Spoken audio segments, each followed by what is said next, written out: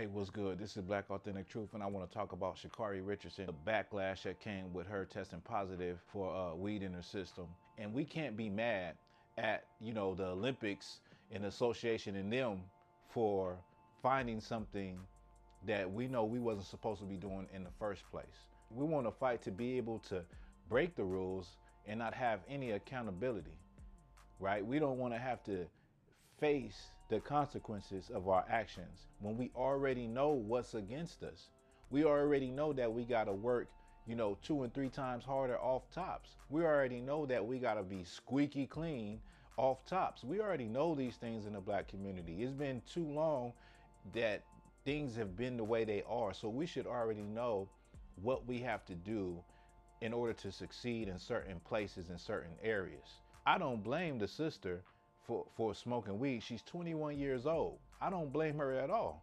I don't, she's young. And when you're young, you make, decisions that probably was not the best decisions, but you're young, so you get more and more chances. From what I read, she's probably still going to get a chance to compete in the Olympics. I blame the people around her that's supposed to be guiding her, her circle, her team, whoever it is.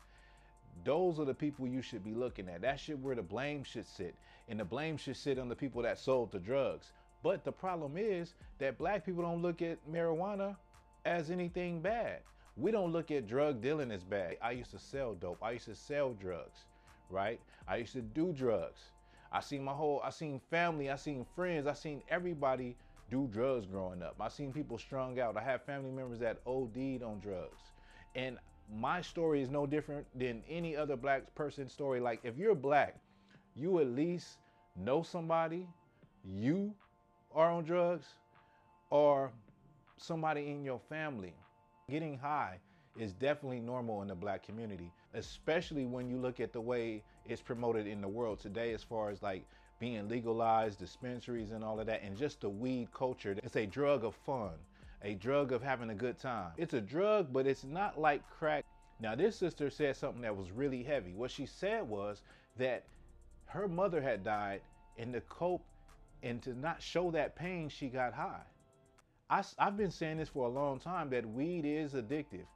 And how it becomes addictive is because weed is a coping mechanism. Weed is like any other drug. No matter how you want to look at it on the scale of drugs or how strong they are or what they do to you, weed is a way to forget about your problems. Cigarettes is a way to get over your problems. You ever heard somebody be like, man, I need a cigarette right now. Man, I'm stressed out, man, I need to get a cigarette. Because stress and anxiety, depression, all of these things people feel, they turn to drugs. And drugs give you a euphoria, and they give you a feeling of, I don't give a fuck right now. You know what I mean? Like, I can just cool out. I can just not think about it.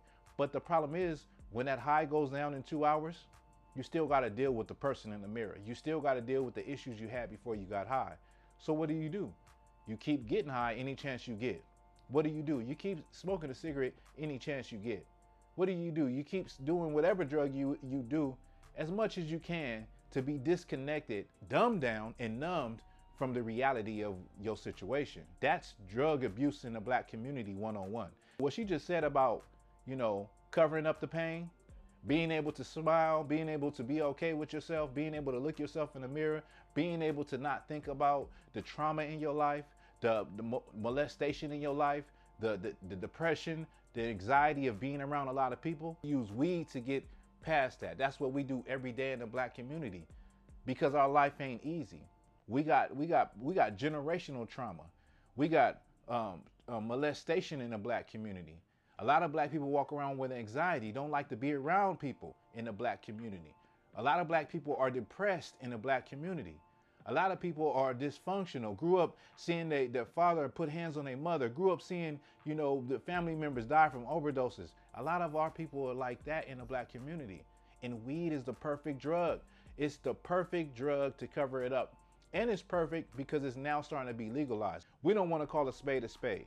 A lot of Black people cannot go to sleep without getting high. You cannot wake up. You cannot eat in the morning until you get high. If you can't get no weed, your mood is just effed up, right? Let's be real. Your mood is effed up. You'll go all day waiting on the weed man to come so you can just get that one hit. The point of me saying this is that weed is a coping mechanism to get over whatever you're going through. And a lot of times we don't know what we're going through because we never examine ourselves. And I'm not no expert, but what the sister just said is some deep shit. When she said that she smoked the weed because of the pain she was trying to cover up from the loss of her mother. That's what all black people do. But see, when you do it for so long, it becomes an addiction. It becomes a ritual. It becomes something that you start to feel, your body start to feel, and your mind start to feel that you need. So you can't, I don't know how that's not an addiction when you cannot go to sleep without being high. You always have to be under the influence in order to be in a good mood, right? That's the same with people who smoke cigarettes or any other drug. If you don't got it, you're gonna be in a bad mood. And if you tell somebody, if you go and talk to somebody that does heroin or somebody speed, methamphetamine, crack cocaine, and you tell them they're an addict, they're gonna get upset with you.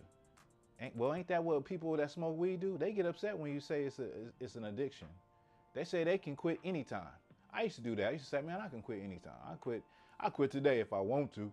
Yeah, right. You know what I mean? But at the same time, I'm not saying you can't, but I'm just saying you have to make it up in your mind that, you know, you're gonna quit straight up and down. So this video was about the sister, but it's also a sidebar on what she said about the pain, covering up the pain with weed. And that's what we do in the black community. Now, I know a lot of people are gonna be upset at this video, right? I know you're gonna be pissed off because you smoke weed and you like, man, I'm not addicted. I'm not no damn drug addict. But just imagine how much money you would save with all the money you've spent on weed, on blunts, on the extra stuff that go with it, the munchies, you know what I'm saying? If you smoke cigarettes, the cigarettes, the drink, if you drink. I'm not saying you should quit because you'll save a lot of money, because obviously that ain't never stopped anybody from getting high or getting a drug of choice that they'll save money. You need to look at the factors of why we do what we do as far as getting high. And this sister Sha Carri Richardson basically just, you know, she went there and she opened up and she let everybody see what the reason why she get high. You take all those people that do hard drugs and you ask them about their life and what went wrong and where did it start. I'll bet you'll find something that happened that was very traumatic that sparked the way they think and why they get high today. And it's the same with people that smoke weed. You think you get high because you want to? You're just having fun. Now it's always tied to fun and having a good time. Now take the fun out of it. Take the recreational value out of getting high. And then what you'll see is you're getting high to cover up some type of dysfunction, some trauma, something that happened to you in the past, some anxiety, some depression. Let me know what you think about this video, because I know this video is a heavy topic. You know what I mean? Big ups to the sister. I hope that she does get to compete in the Olympics and she just go out there and smash everything. You know what I mean? And with that, this is Black Authentic Truth.